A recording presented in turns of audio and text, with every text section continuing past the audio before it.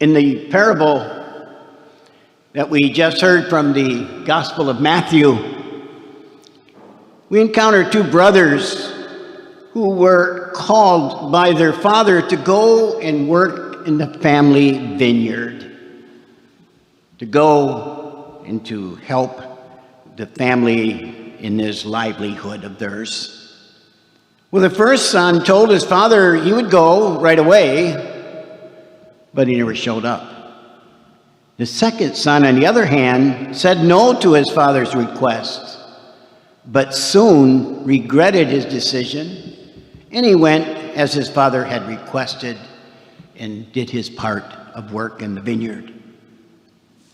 I'm sure all of you who are parents, hearing this parable, are probably thinking, those boys remind me of my own kids.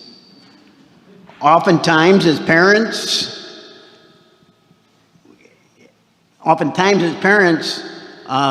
we'll show in kids will say to us in what I like to call kids speak, that a yes often can become a no, and a no may often become a yes.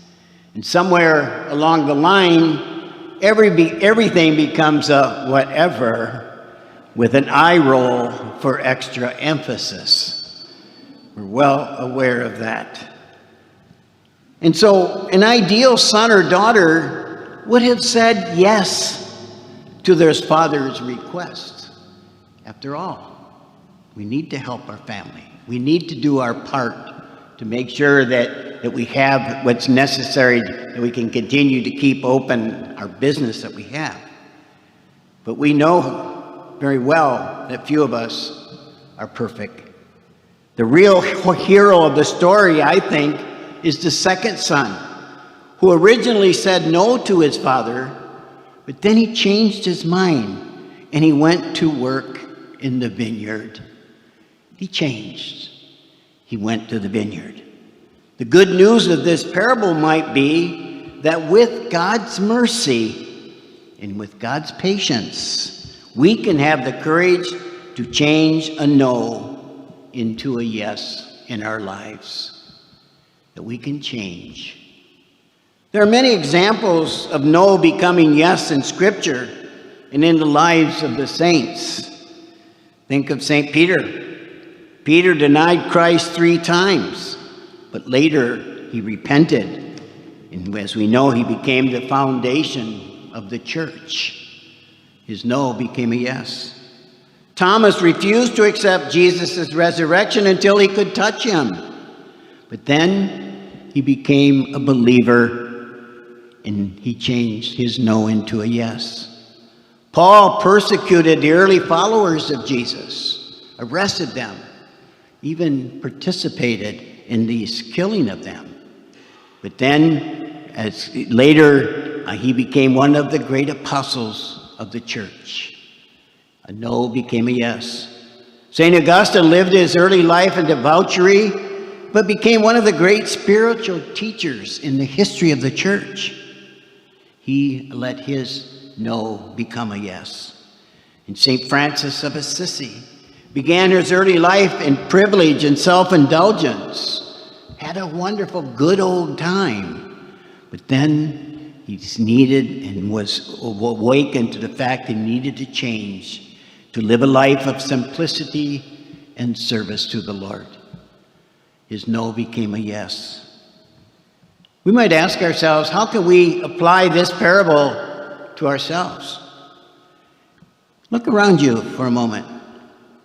You probably see a lot of familiar faces. We wish we saw more, but we understand why there are many people not in church because of the pandemic.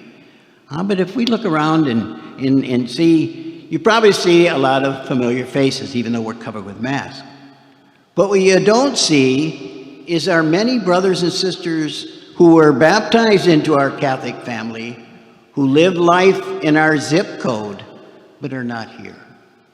Not because of the pandemic, but because for some reason in the past or some reason going on right now, they just don't feel the need to say yes to the Lord. For whatever reasons, and certainly we should never judge. They were invited into the vineyard by the Lord, and they said yes at baptism, at confirmation, but then they never followed up on it. Our family is not complete without them. We miss them. They are part of our family. We welcome them at baptism and confirmation. And the fact that they're not with us should concern us. We should ask why. And we should ask, what can we do to welcome them, to invite them back home, to say that they have a space here? I suggest we might do some of the following. First of all, probably most important, is to live our lives in a way that shows what we really believe, what really motivates our lives, which gives us energy, which makes us be good men and women. We must show by our lives that our life is motivated by the faith that we practice here. Our actions, more truly than our words, show what we really believe. They will know we are Christians by our love, not by our words. There are many unchurched who have come back to their faith after someone reached out to them in a time of need, in a time of grieving, time of loss, or time of suffering. If somebody reached out and said, I care about you, and I miss you.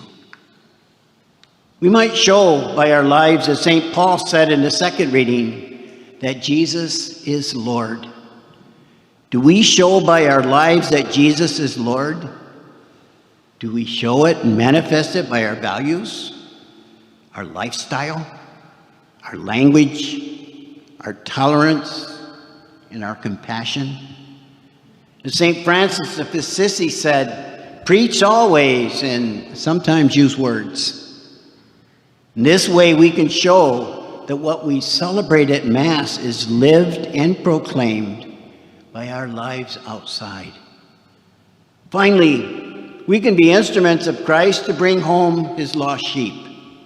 We can be like St. Monica, who never stopped praying for her son Augustine, never stopped inviting him to a relationship with the Lord. She didn't write him off.